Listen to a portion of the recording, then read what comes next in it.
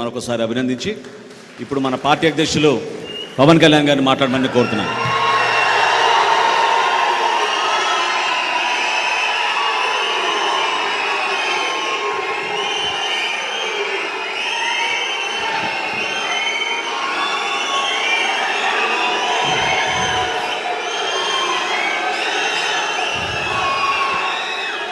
రోజు జనసేన పార్టీలో చేరిన పెద్దలు, పార్లమెంట్ సభ్యులు శ్రీ వల్లభనేని బాలశౌరి గారికి మనస్ఫూర్తిగా జనసేన తరపు నుంచి, జనసేన నాయకుల తరపు నుంచి, జన సైనికులు, వీర మహిళల తరపు నుంచి మనస్ఫూర్తిగా మీకు ఆహ్వానం పలుకుతున్నాం. అలాగే వారి అబ్బాయి శ్రీ వల్లభనేని అనుదీప్ గారికి కూడా మనస్ఫూర్తిగా జనసేనలో చేరినందుకు మనస్ఫూర్తిగా వారికి అందరి తరపున ఆహ్వానం పలుకుతూ ఉన్నాం. బయట ముందుగా ఇక్కడ ఉన్నవారు కాకుండా బయట రోడ్డు మీదంతా వేలాదిగా వచ్చిన మన యువతకి, మన జన సైనికులకి, ఆడపడుచులకి, వీర మహిళలకి, బయట బాలశౌరి గారి కోసం మద్దతుకు వచ్చిన మీ అందరికీ ప్రత్యేకించి నా హృదయపూర్వక నమస్కారం.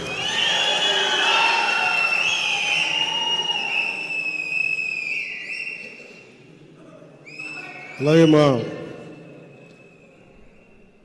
గుంటూరు, విజయవాడ నుంచి వచ్చిన నా సన్నిహితులు, మా నాయకులు, ఇక్కడికి వచ్చిన జన సైనికులకి, మా గాదే వెంకటేశ్వరరావు గారికి, శ్రీనివాస్ యాదవ్ గారికి, మా విజయవాడ నాయకులు అమిశెట్టి వాసు గారికి, మండల రాజేష్ గారికి కూడా ప్రత్యేకించి నా హృదయపూర్వక నమస్కారం.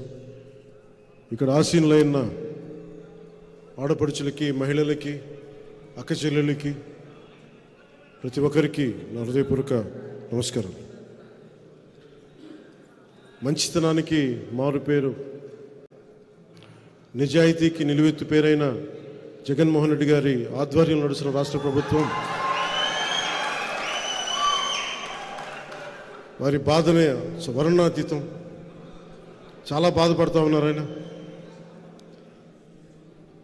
ఆయన అందరూ ఇబ్బంది పెట్టేస్తున్నట్టు, ఆయన ఒక అర్జునుడిలాగా, మేమందరం కౌరవుల్లాగా,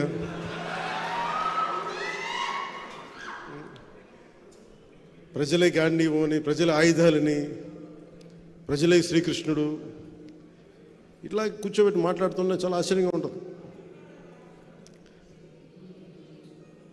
ఏ రోజున కూడా నేను జగన్ గారిని, అర్జునుడు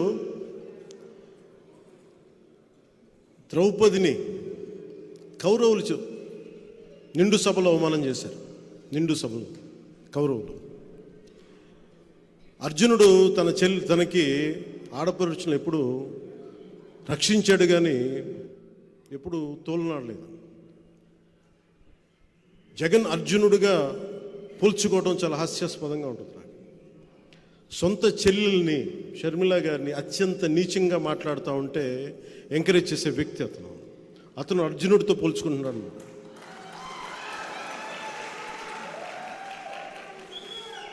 అసలు ఆలోచించుకోవాలి మాట్లాడబోయే ముందు.